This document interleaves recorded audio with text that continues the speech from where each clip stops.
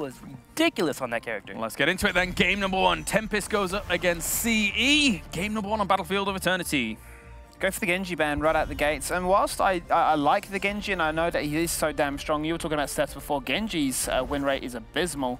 Yeah, I think Caldor was running some numbers on that, so we'll have to get Caldor up here because I believe it's 27. 29%? Yeah. So somewhere in that range. Yeah, It's right below 30. Yeah. He's been getting bamboozled on. So that being said, even with that in mind, this is still one of his best battlegrounds. Yeah. I feel like in that type of situation, like we see him everywhere, right? Even on Dragonshire's Tomb, where we know he has no wave clear, this is a very different kind of case. That's one of those weird stats too that you pull up, but he's always been first pick and second pick, right? Yeah. The reason why he's so strong is because he's a good foundation. He's so high for he's not even feeling anything in the draft. So while his numbers are hurting, he is still something that teams believe in. And when they can get the train running with him, you've always seen what Genji can pull off. Once we get the Maya ban out here, again, we talked about the priority onto Garrosh, not only for CE, but what we got it from Tempest yesterday for the first time ever. So I'm going to assume that we might be able to get that, either the Malfurion, or again, the question of, is the Hanzo something that these teams need to kind of adjust with that priority? For CE and the comfort, I would just say, Garrosh alone seems like that would be the go-to. Yeah.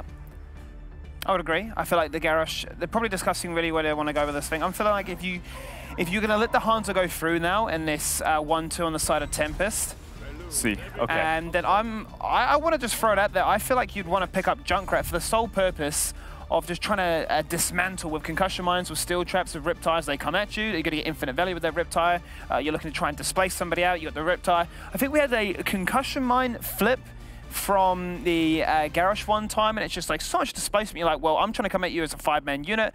Hang on a minute. That's not going to be the case. And we haven't seen Tyrael as much as we would otherwise because Blaze is just so much stronger with his overall kit. So I've got to ask you, what are some of the answers to a Hanzo on this map? Because it needs to be stated here so that we can potentially see CE bring them to the forefront. You got to be able to get up in his face. Yeah. You have to be able to zone off a 4-1, and you cannot leave a 1-4 split because otherwise he will wait until you back out and he'll proceed to get that poke. You have to be able to hold your own on your opponent's side of the battlefield for a long period of time and force a fight. I will say that the answer of Lunara that we've seen was actually a little bit better than I thought it would be, because most of the time when it comes to Hanzo, Dread's completely correct. You just want to get in their face and try to force something to make it come your way, and that's the option CE is going for.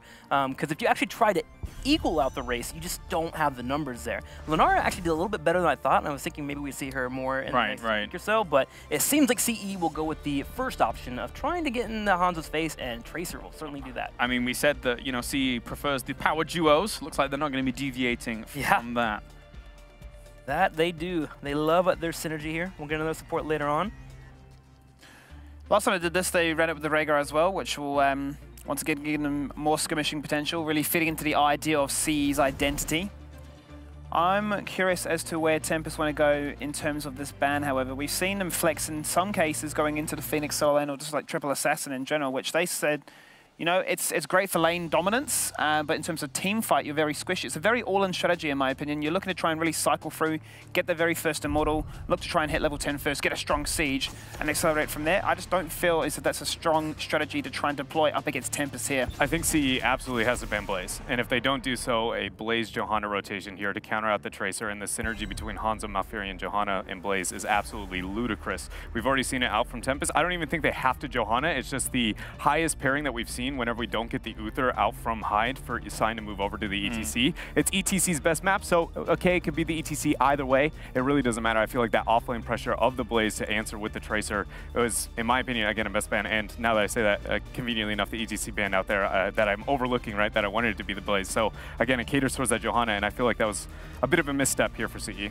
CE really hates ETC against their Garroshes. They want to be able to get the groundbreakers when they want to, and we've been seeing from a lot of ETC players, Breeze in particular in that Fnatic matchup, that if you just stand still and you face melt whenever the groundbreaker comes in, you can interrupt it, and that stops the initiation that Garrosh has worked so hard to move in for. But as mentioned by Dread there, the Blaze, it's scary. It's not only even just the interrupt on it, it's the fact that once you've done it, the distance, well done. There it is. That's game IMO. Like, it's so powerful by Tempest. There's so much zoning control too. You asked me, how do you deal with Hanzo? Johanna, Blaze, Malfurion is a really great tri-lane to consider how much beefy they are, how much good initiation, how much they can zone off and keep that kind of fight. So not only does it work amazing with Hanzo, and not even just a battlefield-only strategy. That works on every single battleground, these 4 heroes together. But then it's denying some of the best responses for it. Task Tracer isn't too shabby itself. They can kind of get that same fight here, but I came into this matchup expecting Tempest to be the better team and them getting everything that they would like, even though CE is getting a lot of it as well. Makes me very, very scared. We're thinking about supports here. We want to move into a Stukov and have that silence into a throw, and that may be the way you go, or do you go full dive possibly with a Kirazim? Well, with the Cassia, I feel like it's going to be that dive, yep. And they get themselves the last pick, Karazim. Good call there, Trick. And last up here, what are we going to see from Tempest? Li Ming? Li Ming or Junkrat, maybe. I view the Li Ming as definitely a superior pick in that type of situation. We did get a Junkrat out from them in the later section of some drafts. What else in the back line? Phoenix? Oh, no. Yeah, Phoenix would be pretty effective. Junkrat. I will raise that I think Phoenix is not as impactful in this in most compositions because the long sustained fight is not... Team fights don't happen in the same manner on this battleground, and it's limiting Phoenix's capabilities, but it's not like it's too big of a setback. Yeah. I would take Li Ming, in my opinion, over that Phoenix in that type of circumstance, especially with the Cassia. I'm trying to think of other options. Li Ming is the immediate one that I want to pick up here. Yeah. Lunara is another one, but it's too auto-attack focused in my opinion, and Karazim's not too shabby, especially if he makes the rare transition to Transcendence. But they do have the ability to buy time, so Lunara would be okay. Yeah. But... I go with Li Ming. Yeah, Li Ming, 100%. Like, there it is. Cool. What world do you see being victorious in this game? Because right now, from all the sentiments I've heard just now, it seems like Tempest has got a lot of confidence from you guys.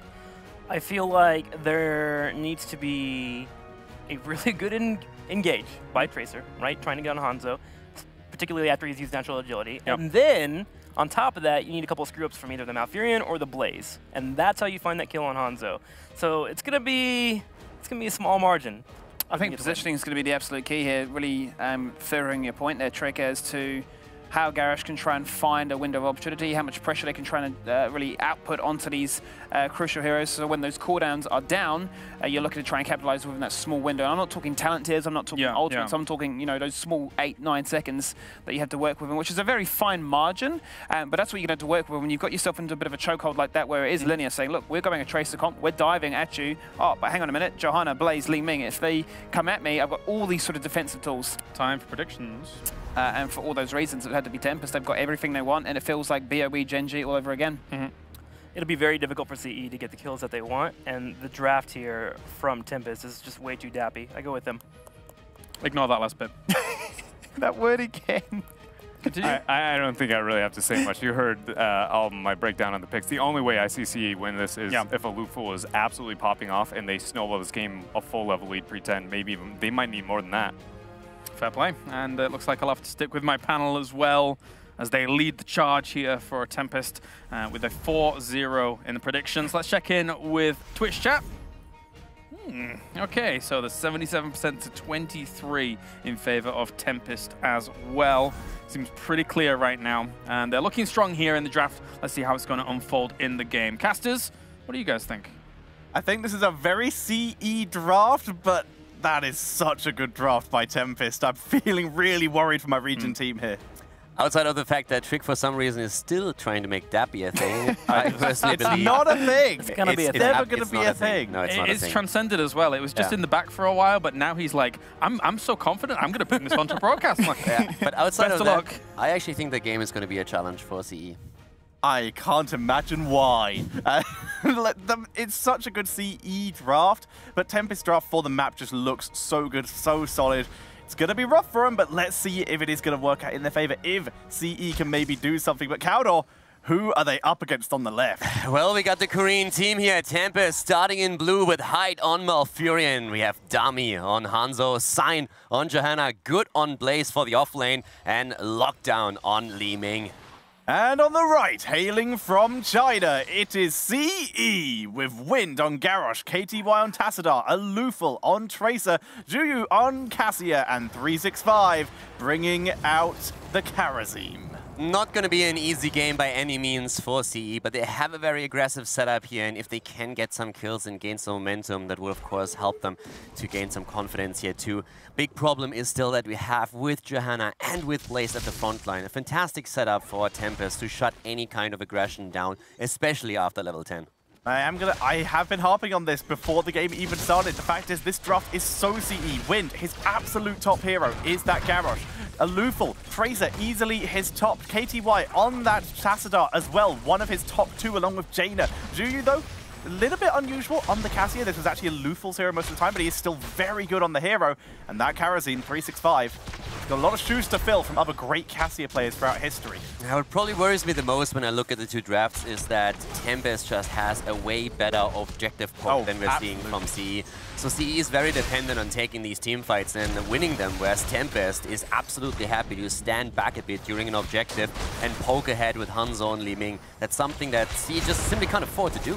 I'm kind of confused why we're seeing Tassadar down in this bottom lane with a poke hero like Cassia here with this Lightning Fury build. Instead of the Karazim, you're seeing severe health problems beginning to show up for CE in this bot lane, whereas top lane, yeah, Trace is going to have a pretty decent time kiting, and Katia gets Blaze with that extra healing, but Tassadar would have the same effect, right? To be honest, I think that lane setup that we are seeing from CE is an absolute disaster. Blaze can easily hold the top lane against the 2 heroes, so he is currently, so to say, winning the 1 versus 2 simply by not losing structures, whereas with Li Ming and Hanzo, as just mentioned 10 seconds ago, the poke potential from Tempest is amazing, and they use that to drop the entire wall at the bot lane already. This setup is not working out for CE at all, and it seems like they're lacking a clear understanding of what their draft is strong at this point. In trouble. Clutch little shield here.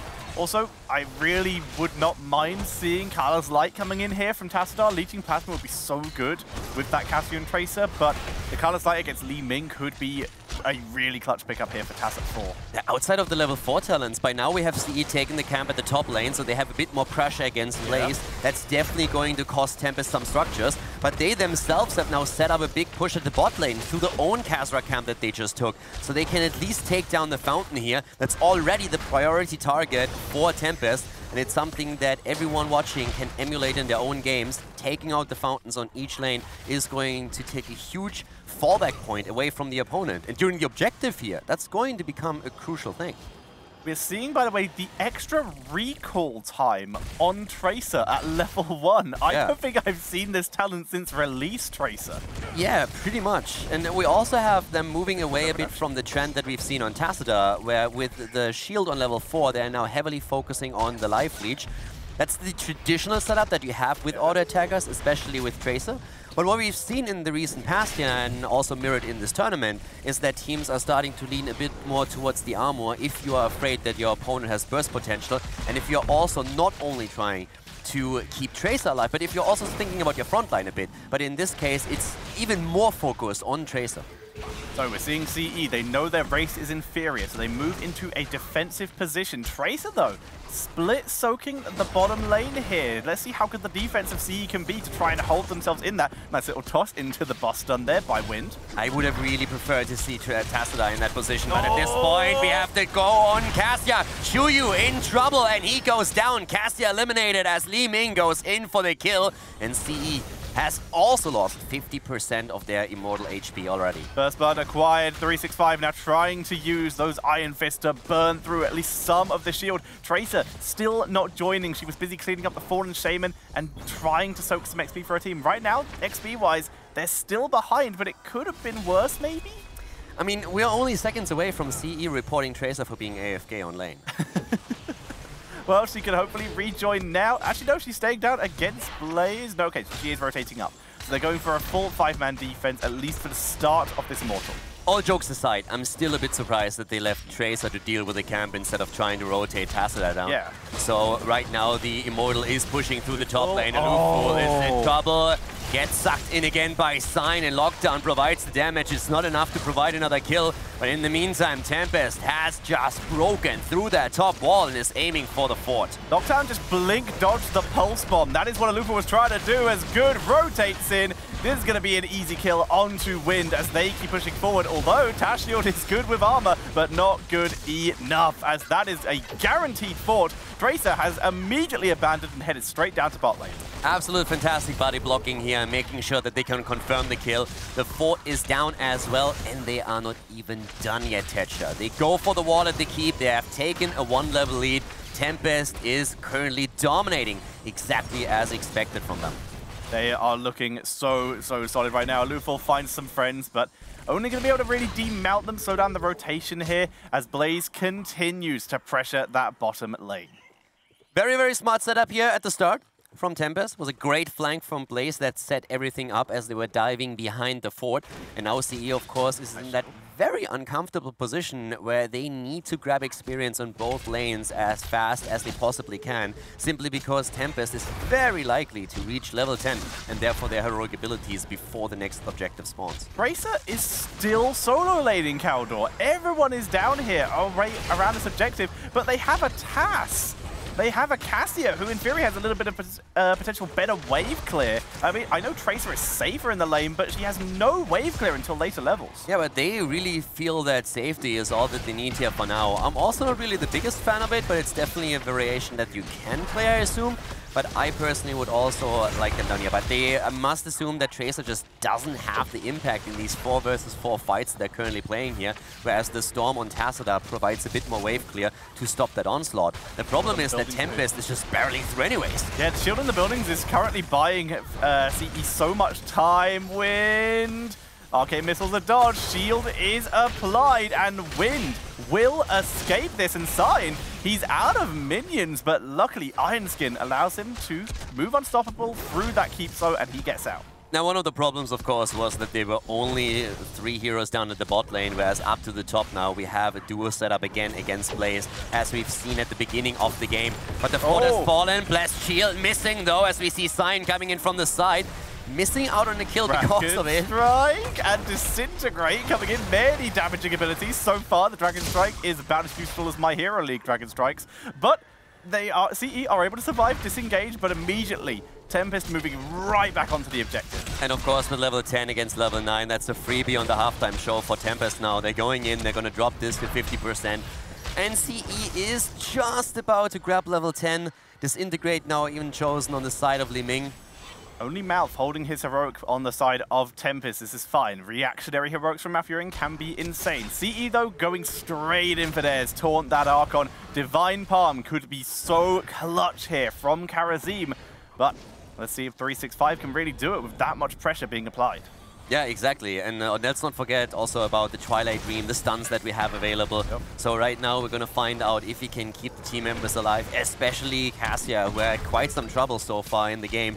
A lot of damage, a lot of pressure on her. Stun into stun here against Blaze, but doesn't accumulate anything. Cassia once again under trouble, goes in. Here comes the palm, and it is good. A crazy palm by 365. The bunker is taken out as Zhuyu was looking to try and wrap around, but Sign focusing him down. There's the Twilight Dream, but Zhuyu tanking through it as Blaze gets taken out, and CE trying to push through. CE showing some signs of life here, getting the first kill for themselves in the game. But the poke is still strong, and that is what sets Tempest's composition apart here. They're poking from a distance. Only Tracer is on the opponent's Immortal, but eventually Tempest is going to win this one. Sign moving in, trying to buy his team some time to try and put some pressure onto the Immortal, but in comes a Luful. He gets wrecked by the damage. Down goes Wind, and it's a complete snowball team fight for Tempest as CE are fleeing all the way back to their base. Zhuyu will go down here.